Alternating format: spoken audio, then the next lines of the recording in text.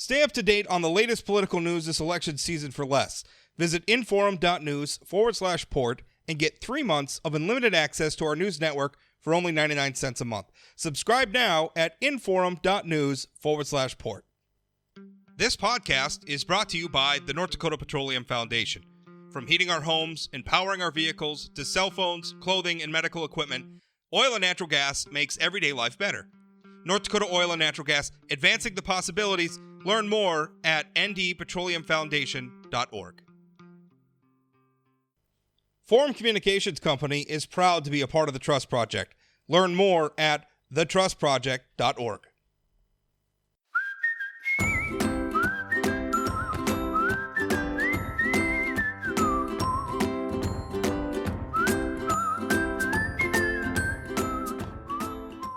Welcome to Plain Talk on Friday afternoon, which is a lovely Friday here in North Dakota, where the weather has been kind of wonderful. Like, it's been cool. We've gotten rain with some regularity, at least in my part of the state. So I don't know. I'm having a really good summer, and I hope my guest, who is joining me this Friday afternoon, Senator Kevin Cramer, hope you're having a good summer as well. I am, as long as I'm in North Dakota. It's the other days of the week. there's something to be said. There's a reason why they have the August recess when they have it, and it's because the weather in Washington, D.C. this time of year is oppressive. It's oppressive. That's why, sure, the founders knew that, of course, and they didn't have the advantage of air conditioning. But I have to tell you, Rob, and you could survey any member of the United States Senate you want. The air conditioning works really well, and it's been so cold in some meeting rooms and hearing rooms, you almost can't take it. And I can take a lot of cool weather. But anyway, let's talk Fufeng right off the bat, okay. Which of course, sure. for people, I guess if you need an introduction at this point, you shouldn't. But if you do, it is Fufeng is a company based in China. And as I got to imagine that as of most companies beyond a certain size, its leadership belongs to the Chinese Communist Party. That's the way things are there, and they're trying to build a wet corn milling facility near Grand Forks, which, but for some other concerns, sounds like a great idea, right? I mean, we need that kind of thing in North Dakota. Sure. But there's other considerations, and it's been making national news, and now we're at a point where we're looking for a review from a federal agency with a absolutely complex acronym agency to take and review the situation and look at whether or not there are national security, because that's one of the concerns is we know. I mean, I was just reading a CNN article that came out recently where the FBI looked at some of the technology that's being used in like cell phone towers and pointing out that it has the capability to disrupt our defense communications. It has maybe even the ability to disrupt our ability to launch our nuclear arsenal. That's hugely concerning. And obviously it's that equipment made by a company based out of China. We know that China wants to spy on the United States. We know these things. Is this corn milling facility near the Grand Forks Air Force Base a threat to national security? Now, Kevin, one of the most frustrating things about all this is the people who have been left to answer that question are people like Grand Forks Mayor Brandon Bolchenski, who I have an enormous amount of confidence in his ability to do his job as the mayor of Grand Forks. Well, he does not have the resources to evaluate complicated national security concerns. So my problem is that this has dragged on for months and months, and the federal government has been largely silent, leaving local officials, state officials, local officials kind of dangling, saying, listen, we're not in a place to evaluate these things. I do agree with that.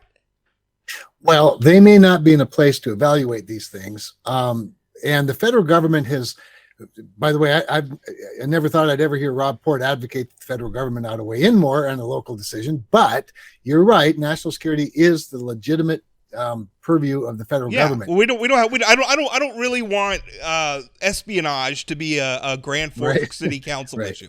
So, but back to their resources, but they do have resources, and those resources are their congressional delegation. I sit on the Armed Services Committee. Senator Hoban, of course, has access to a lot of agencies and information.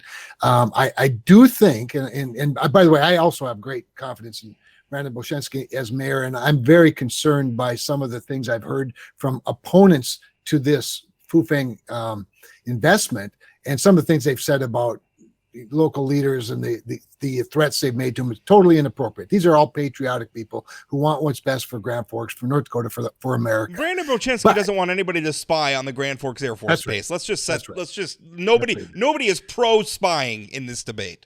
Right. Now, I also have to hand it to the local community activists who are opposed to this and have made it their mission to stop it. They also have been very effective. And I think they have been largely not listened to as well as they should have by a lot of people. I think what's happened is, as is often the case, people dig in their heels on their side. It's like I always say, the 10-year-old who wants to believe in Santa Claus refuses to recognize that he looks a lot like his father. And because they want to believe in Santa, but you've got to step back and take a broader view of this. There, as you know, there was a few months ago an analysis by an Air Force major, intelligence officer, that raised serious alarms about this. But then the Air Force didn't reprimand them, but they also didn't embrace it as quote the official position, because again, the Air Force and the federal government doesn't make decisions for local governments. But it was a pretty alarming analysis, and in my view, it was clear. But people didn't, people wanted a reason to say yes, not to say no. So now what you're talking about with regard to this agency is doing a review. I want to stress a couple things. First of all, it is the city commission itself that requested the review from CFIUS. CFIUS stands for Committee on Foreign Investment in the United States. It is a number of agencies, 14 to be exact, plus 2 ad hoc members. They're all cabinet or sub-cabinet level officials or White House national security officials. Includes the Department of Defense. It's chaired by the Department of Finance, or I'm sorry, Security. So it's chaired by Janet Yellen, Secretary of, and I'm forgetting the agency, but it doesn't matter. And she chairs it, but then these 14 agencies, Department of Defense, Justice, Homeland Security, even agriculture. This is important to agriculture. So the Treasury Secretary chairs it, but everybody weighs in with their expertise. Now, that said, CFIUS is set up to do this very thing, except that agricultural investments are largely exempt from it. And that needs to change, because we're living at a time, Rob, when the food supply chain is as much a security issue as energy and armaments. And China has demonstrated a propensity to go in and buy up, supply chain, and we've willingly given it to them in many cases. Pharmaceuticals, critical minerals, energy, obviously lots of manufacturing and food. Their concentration of ownership in the meatpacking industry in the United States has been really problematic for us. So we just went through that. We just went through that during the pandemic. That became a concern. That's exactly right. That's right. So our vulnerabilities are really obvious, and alarms have been sounding.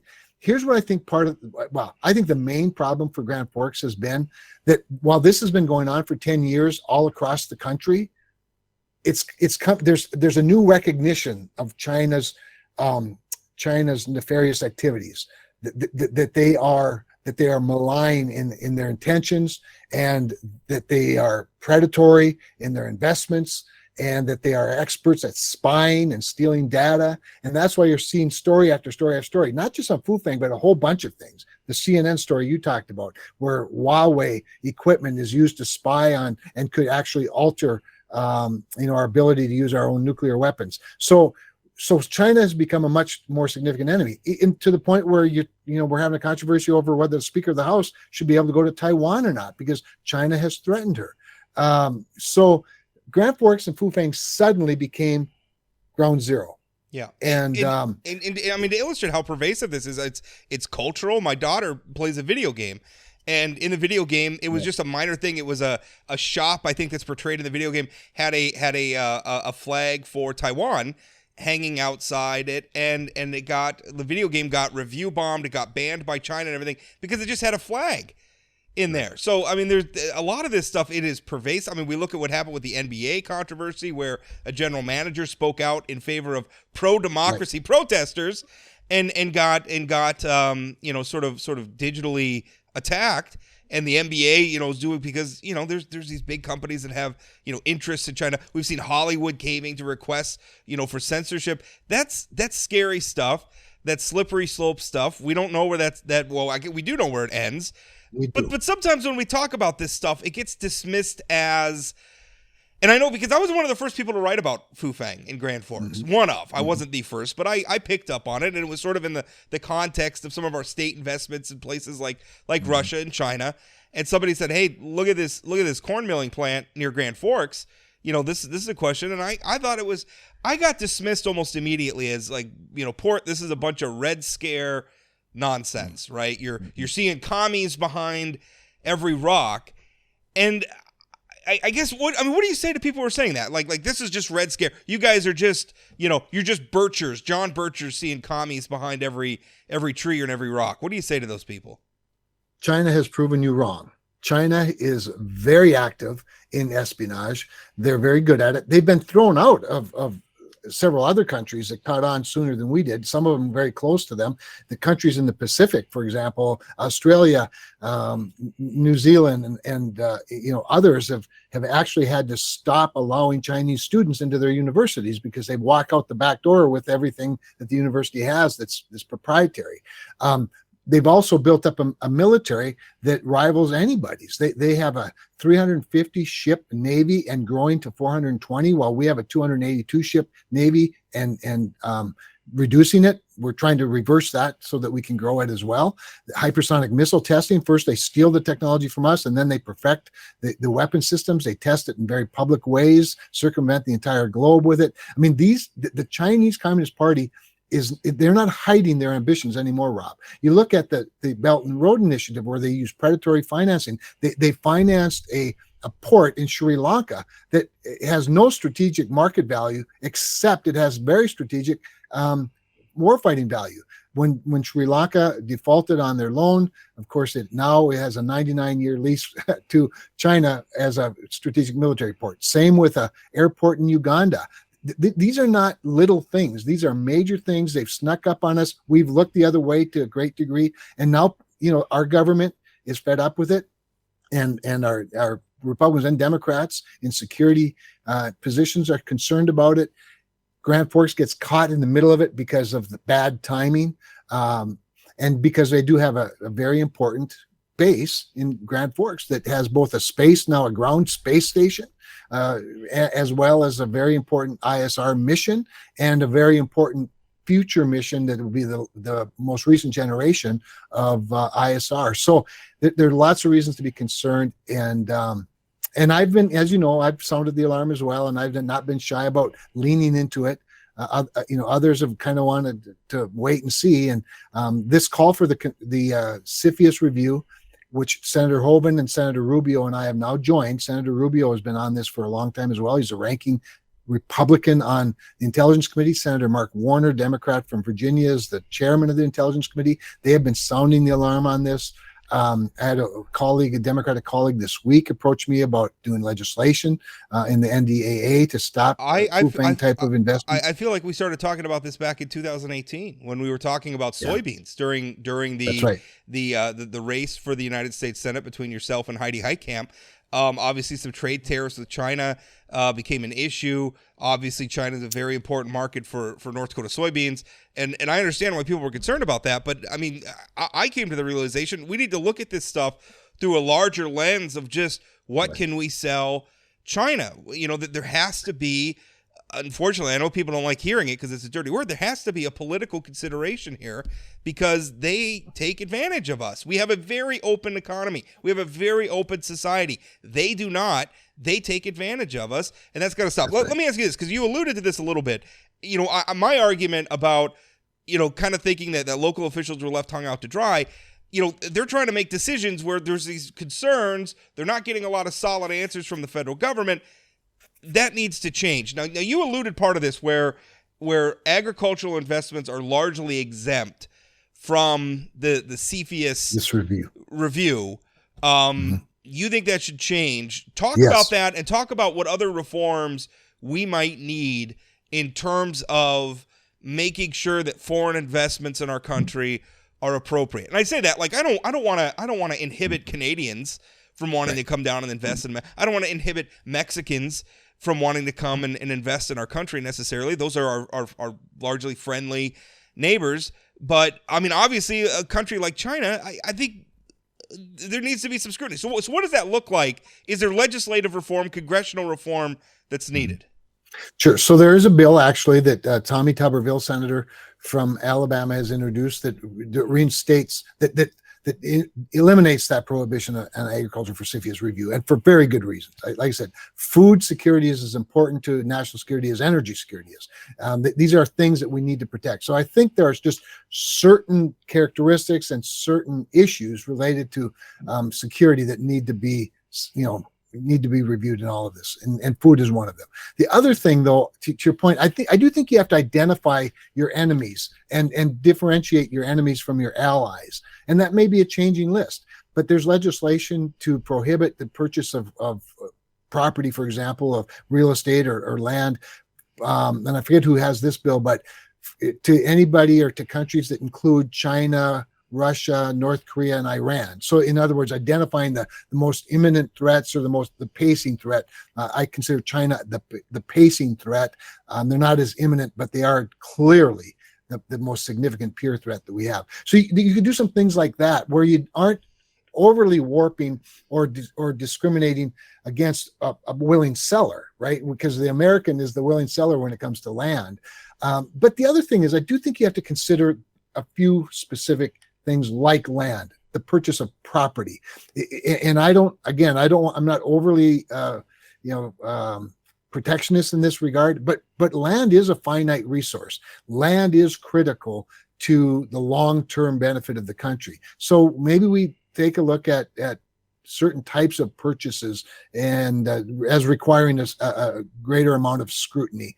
And I would say that land and real estate would be those things. So yeah, there's a lot of discussion about this, Rob, right now. And again, Fufeng just in Grand Forks just happens to be here and now. Some people have asked me what's different about this one than all the others. It's timing. It's timing. If you were to that's something fast forward, right? People bring up a lot, like Cirrus Aircraft, which is based in Right. Grand Forks, which is owned by China. Are they a concern now? I mean, do we have to go back and look at some of these existing companies? I mean, I say that I don't. Where does it end? I mean, because I don't.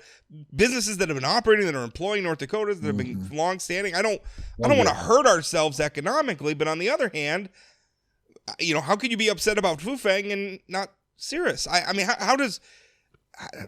I guess the thing is, what are the criteria? Yeah, so that's a good question. That's the other thing.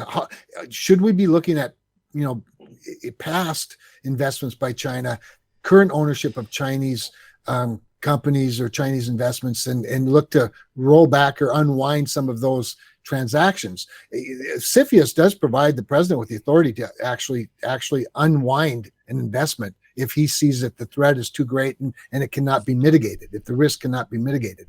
But certainly starting now going forward, there's going to be greater scrutiny, and then perhaps we have a discussion about now remember, spying's not legal, so it's not like if you catch the Chinese illegally spying from an asset in the United States, we ought to be doing something about it, but we ought to also have a prospective policy that recognizes. I'm of the belief that we should be more strategically decoupling our relationship with China. We ought to be looking for more opportunities to do business with people that share our values. As you know, I've been working a lot on a carbon border adjustment mechanism that recognizes our exceptionalism rather than beats us up as a nation as it relates to greenhouse gas emissions. Meeting with lots of European leaders who are doing the same thing there, we can make it more difficult for China to do business, or Russia or Venezuela or other countries do business in the United States without beating ourselves up and actually having global benefits. I just think we have to have a broader view and a deeper both review and discussion of geopolitical opportunities and challenges.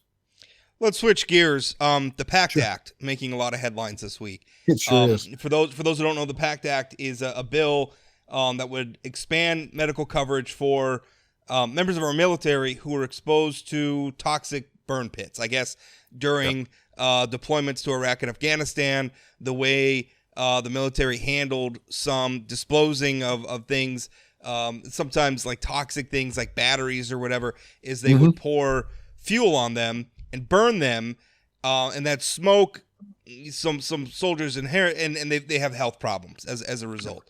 And it's a terrible thing. There's a bill to address it, and it Republicans voted against it, and I guess it came as a big surprise, is the way it's being characterized in the news media is people who had voted before it flipped and voted against it. You were one of those. You had voted for it previously. You voted against it this week, and boy, the supporters of the law had some tough words. I'm reading now. This is a quote from I'm trying to figure out who wrote this. It was posted on MSN.com. I'm not sure the reporter. But the quote was from Jeremy Butler, CEO of Iraq and Afghanistan Veterans of America. He said, "We've seen partisanship at games with Congress for years, but what is so shocking is that so many senators would literally be willing to play with veterans' lives so openly like this. They're manufacturing reasons to vote against legislation they literally voted for just last month." Comedian Jon Stewart said, their constituents are dying and they're going to get it done in recess. Tell their cancer to take a recess. Tell their cancer to stay home and go visit their families. This is a disgrace. If this is America first, America is, and at that point he used an expletive that I'm not going to repeat. Your response, what changed? Why'd you change your vote? Well, first of all, the fact that we did vote for it and passed it and send it over to the House where they added a technical glitch, that's why it came back to the Senate. And here's what changed. What's happened to the bill. And by the way, I'm on the Veterans Affairs Committee, so I helped vote it out of committee. When we voted it out of committee, though, we had a promise from John Tester, the Democratic chairman of that committee, and his leadership, that we would have the opportunity on this portion of the bill to offer amendments. That promise was broken. We weren't offered any amendments, and here's the reason. What they did with the bill is they take $400 billion.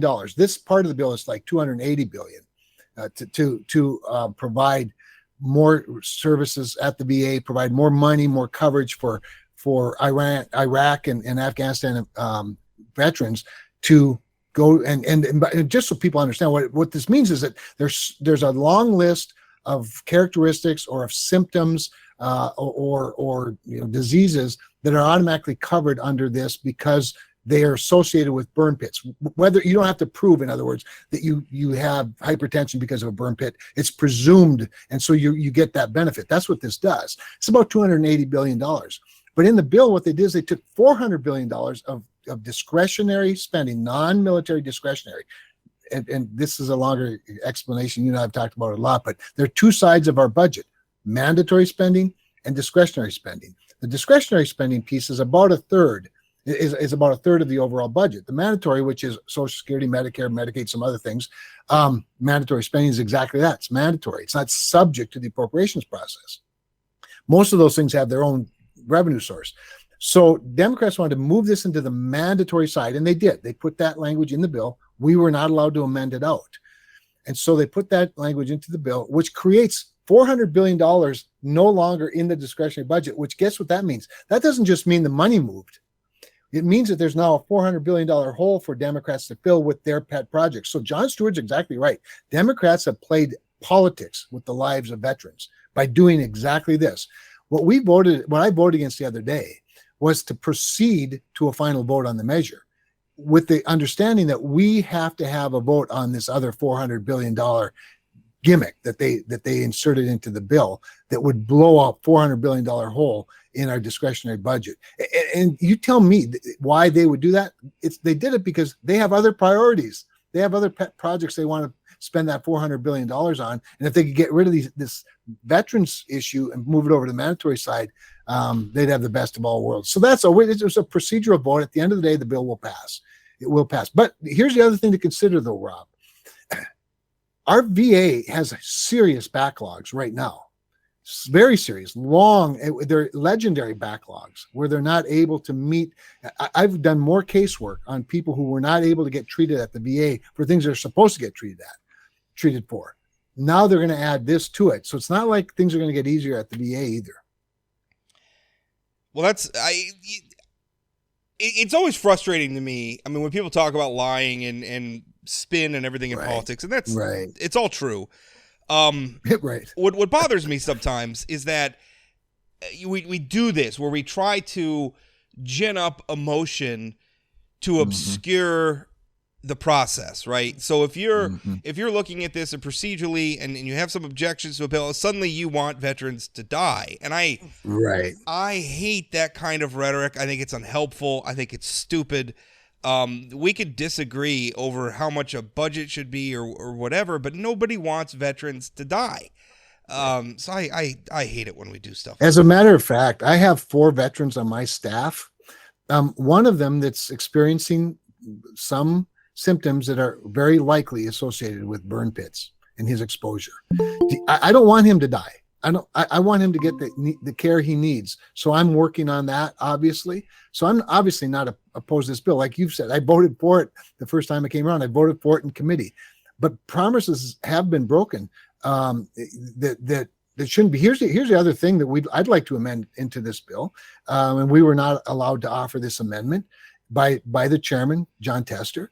And that is that the veteran that's experiencing these symptoms can get care wherever is convenient and fastest for them, rather than ending up in a line that's 3 miles long at the VA, where they might not get in for months, if not years, to get the treatment that they're now entitled to under this bill. Now, doesn't that make some sense to let them go to their local clinic and hospital and get the assistance that these other people on the left say they need so badly, but they're not willing to give them that opportunity? So it's very political, unfortunately, but at the end of the day, we're going to get them the money and the bill will pass. Let's switch. Respect for Marriage Act passed the state house, or it's not the state house, the United States House. And had the vote of Congressman Kelly Armstrong, and he had spoke to me before he cast that vote.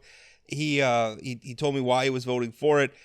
He feels that it just what it basically does is it requires states like North Dakota to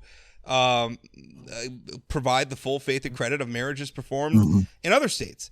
So even if same-sex marriage, and all of this is hypothetical, because as things are now, the Supreme Court ruling that made it unconstitutional to ban same-sex marriage still stands. That's still the precedent. That's still the law of the land.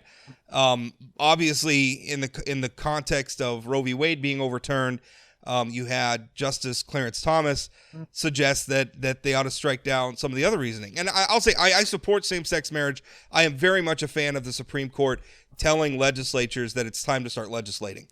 If you want things to be legal, you ought to put those things in the law. If you want there to be a right to something, then use the process we have to put it in the Constitution.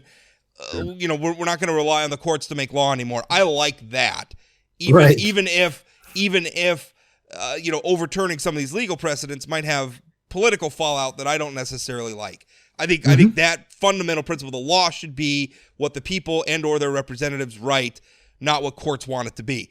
That principle is worth defending, even if there's some turbulence on the way to getting there and rolling back some of the things we've done in the past. Would you vote for the Respect for Marriage Act in the Senate? I would not, as they passed it in the House. I don't begrudge Representative Armstrong his vote, however, and I do think people have been harshly critical of him and his motives. Back to the previous argument, there's a tendency to oversimplify, because gay marriage was at the heart of this. What Kelly, I think, and I haven't talked to Kelly, but I understand it well enough to know that the full faith and credit that you spoke of, that where one state or all states recognize, the full faith and credit based on what another state does related to marriage, is not an anti-American principle. In one of the examples that they like to use, apart from gay marriage, because I think it's important to apply the example to something else, is Montana has a common law marriage law, and we recognize that. And this full faith and credit requires you to do that. In other words, if you're married in Montana, you can't move to North Dakota and then get divorced and then not be required to pay child support or to pay, alimony. You can't shirk your responsibilities by moving to another state. Those are pretty good, important principles I think are consistent with the Constitution. The reason I wouldn't vote for this particular bill, if it came over to the Senate, there are two things. But one is that's really important is that it also requires the federal government to recognize these principles. And the reason that's a problem for me is because what's next? What are they up to? In other words, religious liberty still matters. We have a Freedom of Religion Act that has passed. But if this becomes the new law, that supersedes the previous laws on religious rights. And why that's important is, for example, if an organization, a charity, a church, a religious organization, say, wants to reserve its right to only place a child, and say they're in the adoption business, a child with a traditional married couple, man and a woman, as one of their principles, they should be able to do that. And this law, as it's written, if it passes and becomes a law, could upend that.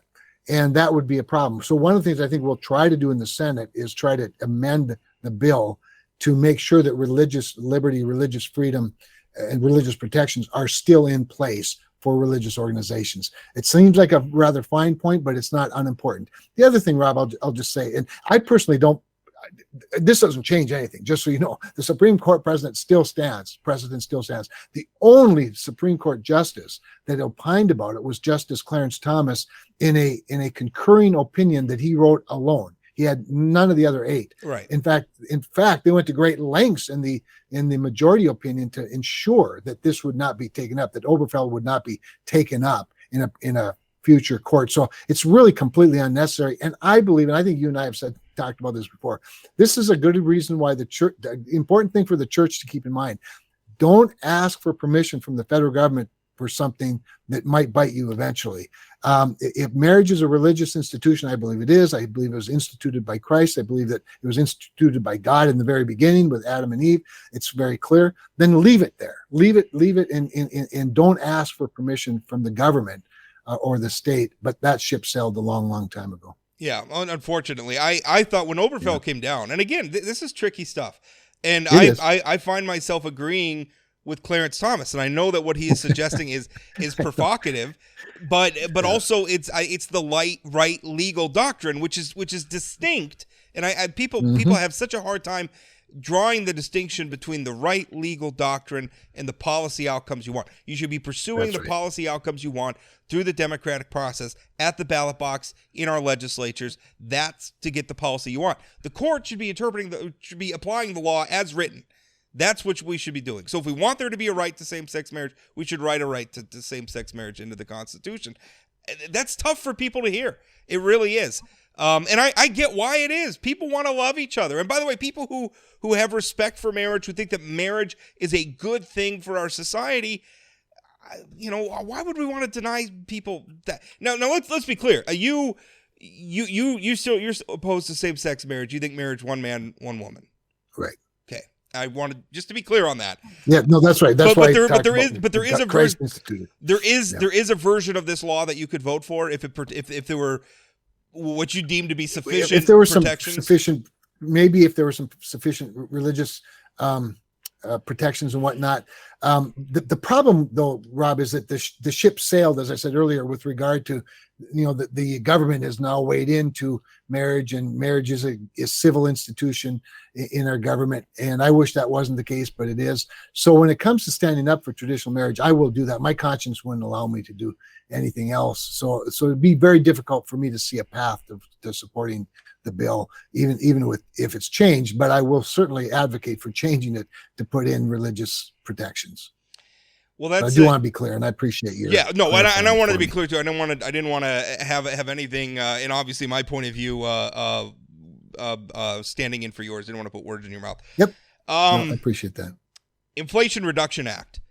It's an interesting thing. Kind of came out of nowhere, where all of a sudden, Senate Majority Leader Chuck Schumer and Senator Joe Manchin, who obviously is kind of the hinge of the Senate these days, given his he's a Democrat, but he's kind of a centrist Democrat, unlike a lot of the rest of the caucus, and so things kind of have to go through him, given how closely divided it's a Democrats have only a technical majority in the United States Senate, so Joe Manchin's vote is hugely important.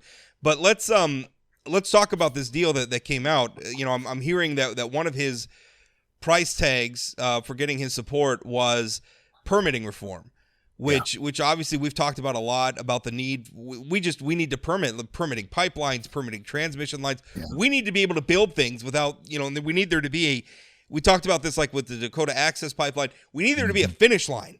Right? There's got to be a point where, like, okay, we crossed the finish line. We can just build the thing now, because there never seems to be. There's always some new judge just enjoined it, and now we all got to go through litigation and everything again. I'm very much in favor of that. What do you think? I guess, what do you think of this bill overall? There's, as with all these bills, a lot of moving parts. But what are your thoughts on it? Yeah, this one's not that complicated, unfortunately. First of all, with regard to the deal, where the pay for to Joe Manchin, what he gets out of this is permitting reform, is a fallacy. You cannot put permitting reform into a reconciliation package because it's policy, not attached, not incidental to revenue. And just to explain the odds of what Senator Cramer is talking about, obviously the Senate has the filibuster, although we've been chipping away at it for a while. It still exists. For policy bills, but one thing that is allowed, and I mean, we've been talking about reconciliation. So I remember Kent Conrad. We were talking about reconciliation bills. We've been talking about this forever. Reconciliation bills can get around the filibuster, but the thing is that the reconciliation bill has to be about revenue. It has to be about money. It has to be about the budget. It can't be about policy. So permitting is policy, not the budget. And so they're saying, well, there's you know, part of the package is but if that's true, then they shouldn't be able to pass it through the reconciliation process. That's the point you're making. That's the point I'm making. So the deal they made was Chuck Schumer promised Joe Manchin that that we could take up some permitting reform later if Joe agrees to this. Well, here's the problem with permitting reform. It takes 60 votes, not 50. This only requires 50, to your point. That means they can get 59 people to vote for permitting reform and go, well, we tried. Sorry, Joe, which I think is likely if we even had a vote on permitting reform. But when we went through regular order, I wrote a piece in The Hill just this last week about stop governing by gangs. Let's get back to regular order. You and I have talked a lot about that. Dick Armey's book, by the way, his memoirs, I would recommend to you, Rob, if you haven't read them. I have it on my bookshelf, actually. You've got to read it. I mean, it screams regular order, the way he ran Congress. My point being, through regular order, we put a lot of permitting reform, NEPA reform, even into the infrastructure bill that codified things like, one federal agency and things like that, where you didn't have these, you didn't have these years and years and years. Well, guess what happened, right? As soon as we passed the law, all of those reforms are in there. Pete Buttigieg at the Department of Transportation comes up with some different regulations, comes up with some new rules, comes up with new ways. In other words, you cannot trust the left with permitting reform. They will never do it. They will use the bureaucracy at every turn to stop it, even if it goes against now what is precedent, or at least what is the new trend in the courts, because the Supreme Court's decision in West Virginia versus the EPA. So you just can't trust the left to do this, and even if we did do it, you can't trust them to enforce it appropriately until the courts force the issue even further. I don't even think it's the left. I think it's bureaucracy, as bureaucracy, you said, it is where it's and the thing is I think, and again, this is sometimes hard for the public to imagine, but it's like, you have the Republicans, you have Democrats, you have right, left, but then sort of in the background you have people who have a lot of power because they can regulate, because they can stand astride the permitting for people who want to do things. Yep. And they can use that power, and not even. I mean, sometimes obviously maybe there's corruption involved or whatever, but a lot of times it's just power for power's sake. People get power and they're exercised. It's not even like necessarily corruption. They just have this power. They like exercising it. And what you're suggesting by permitting reform is taking away some of that power for them to just sort of, whatever their motivations are, be able to delay things that people want to do indefinitely. Well, remember, I was once a regulator, and we had shot clocks. If we didn't get our job done on time, it's too late. For example, in a rate case in North Dakota, if the Public Service Commission wastes too much time hearing a rate case, and I think the time's like 60 to 90 days, it's a very short time frame, the default goes to the company that filed for the rate case. And so you need to have things like shot clocks that are the defaults, the default to the benefit of the citizen as opposed to the benefit, perceived benefit of the government itself. You'll never get Democrats to agree to something like that. But so yeah, we need some serious reforms. I think we need to do things simultaneously rather than stringing out the timeline, one agency right after another. Do it simultaneously, do it concurrently through permitting. There's lots of things we can do, but no, that's just part of the problem. So that's just the deal that Joe Manchin made, the thing he supposedly got that's never going to come to fruition. So that was sort of his justification. The deal, the bill itself is a disaster. I mean, the largest portion, in fact, really the amount that covers all of the Green New Deal stuff that's in this climate package is a tax called a minimum book tax for companies. So it's a 15% minimum tax. Companies pay at 21% is the highest rate. But what that does, it's not just changing the rate that companies pay, not just increasing their taxes, which it does, but what it does is it takes away how they tax or who determines what their taxes are. It turns it over to an accounting agency.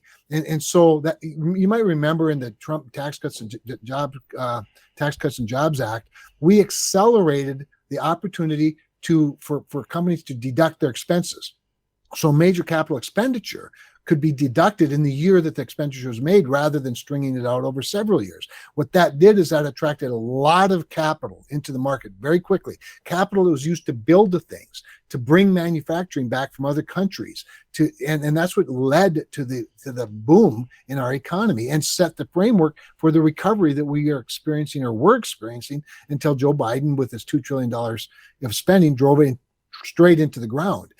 They want to undo all that. This is something now that Joe Manchin has agreed to. And every analysis, including by the Joint Committee on Taxation, says that this is going to be, you're going to lose jobs almost immediately. You're going to lose investment, and you're going to accelerate inflation. So here we are in an inflation acceleration. We're in a recession now officially.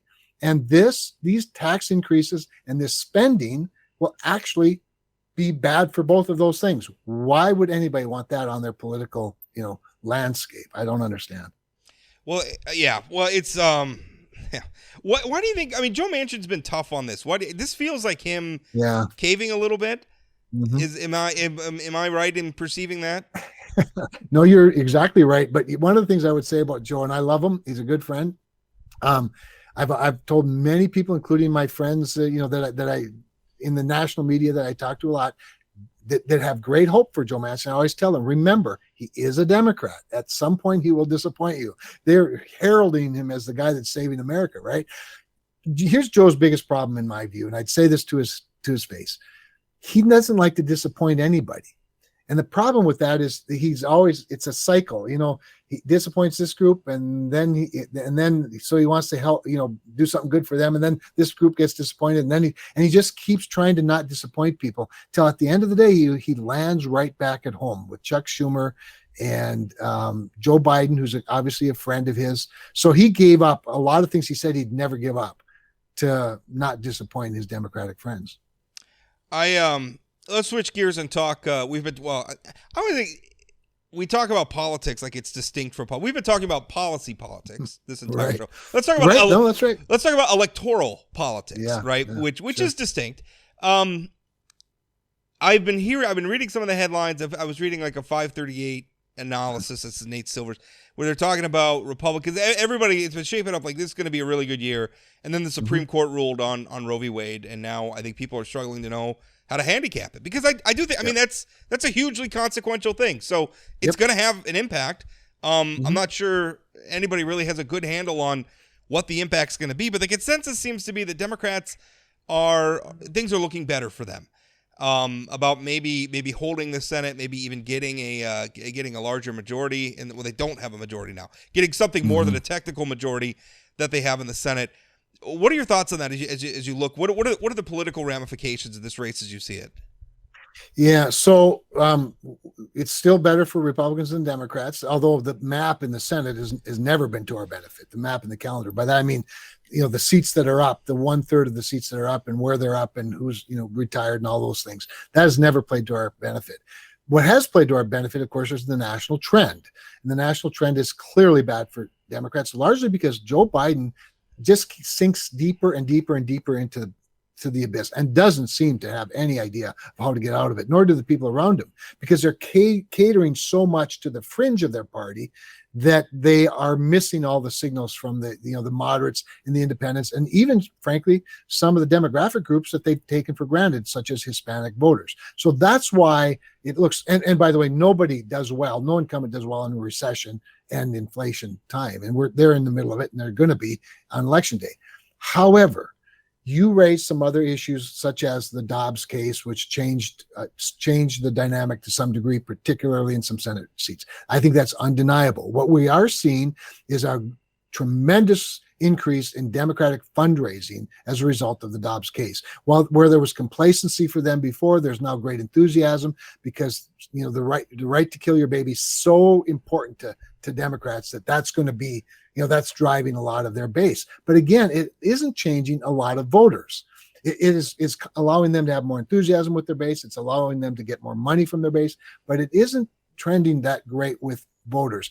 And to the degree that the issue itself is better for them than, say, inflation and the economy and southern border and crime, it's still not top 5 issue on the minds of voters during an inflationary time. And remember the old James Carville, it's the economy, stupid. That really is true. And it's not just economy, it's security and safety, personal safety, family safety, and national security, and what's going on at the southern border. All of these are threats to people that are much greater, frankly, than than the right to an abortion. I thought that to the extent that Democrats have maybe gotten the wind behind their backs a little bit in recent weeks, I think a lot of people are attributing that to the Supreme Court. I was looking more. I just filled up at the gas pump. Gas prices are down a little bit. They're still way high, but they're down a little bit. And I remember even myself, I feel like, oh God, I'm glad this down maybe there's some relief, down 60-80 cents a gallon or something. I don't remember the figure, but. I'm feeling a little bit of a relief, and I said, boy, there's probably a lot of Americans right now who are feeling a little bit relieved right now. That I think those factors, as you just said, those factors I think are a lot more important than what the Supreme Court's doing in the minds of people. That may wind people up on social media, or whatever. But gosh, I think what people are paying at the fuel pump, that's a much bigger issue. It is for sure, and you're right. There's been some relief, but when you're responsible for $2 increase in a gallon of gas and it comes down, 60, 70 cents, it's hard to take too much of a victory lap, even though the president is doing exactly that. But remembering the other inflationary factors, while energy is always an inflation leader, it's just so important to everything. The supply chain issues are not getting better. If anything, they're getting worse, and that is piling up. And that's why the most recent numbers, inflation numbers, of course, were inflation up 9.1%, and inflation of 9.1%, and that's while gas prices were coming down.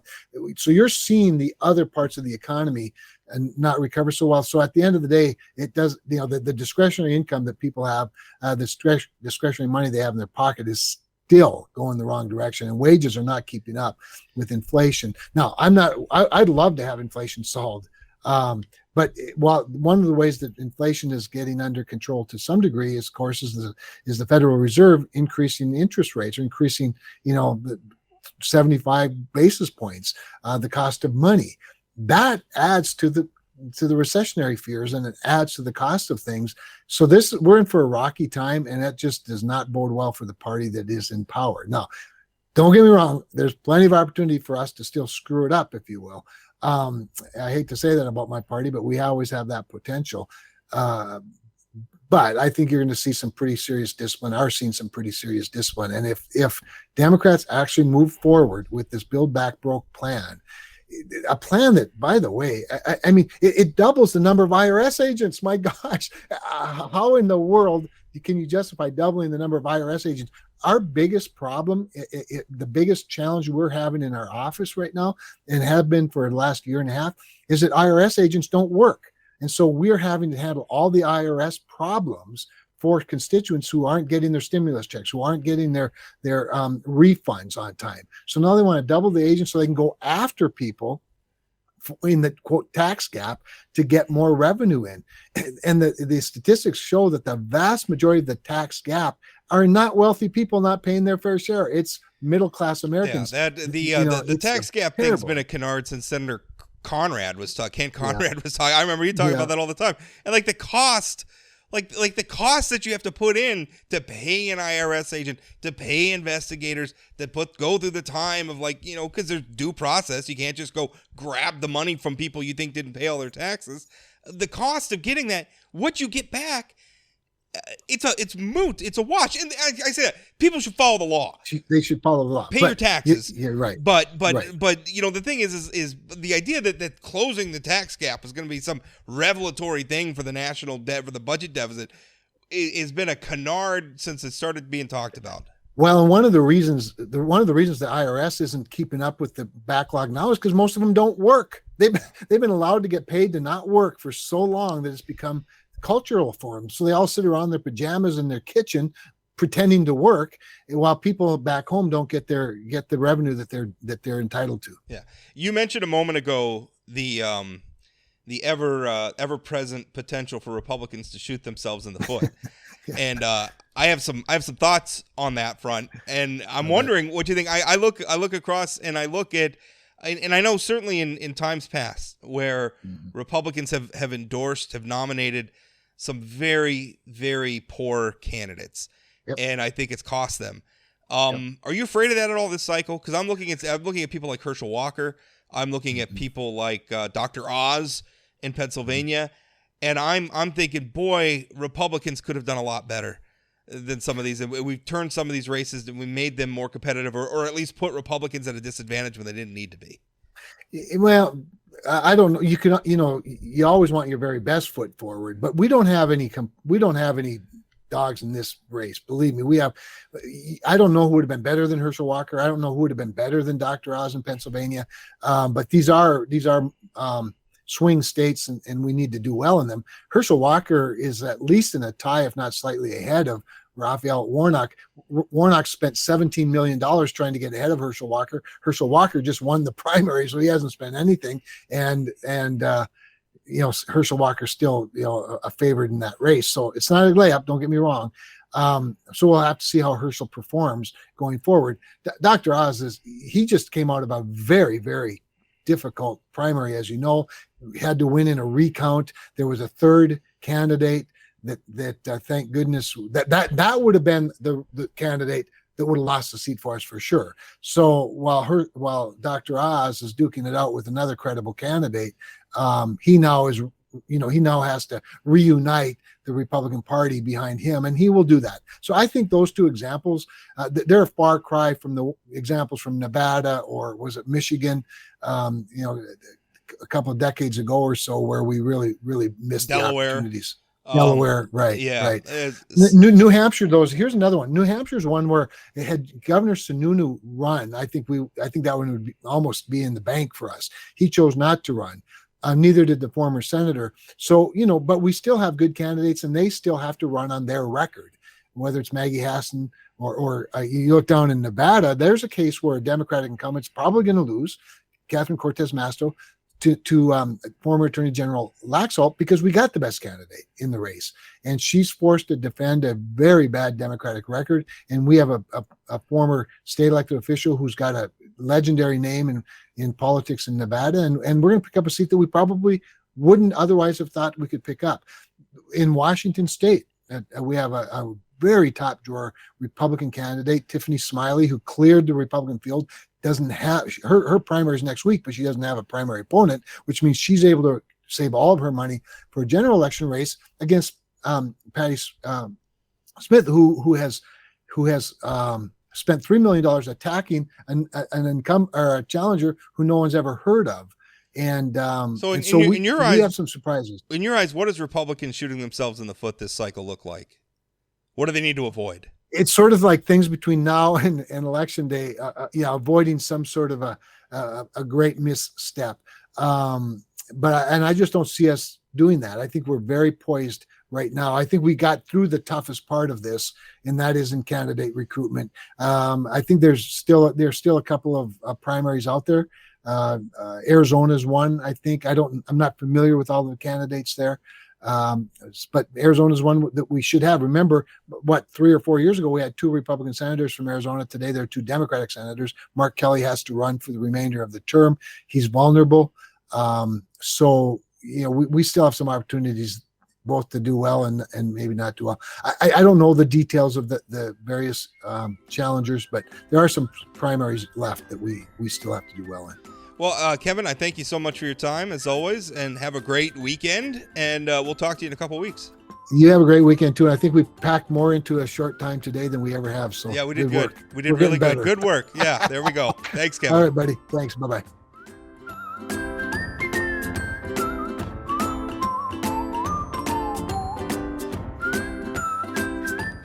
Did you know Forum Communications Company has a robust podcast library? At inforum.com/podcasts, we have everything from politics, sports, true crime, outdoor adventure, and more. Visit inforum.com/podcasts and explore them all today.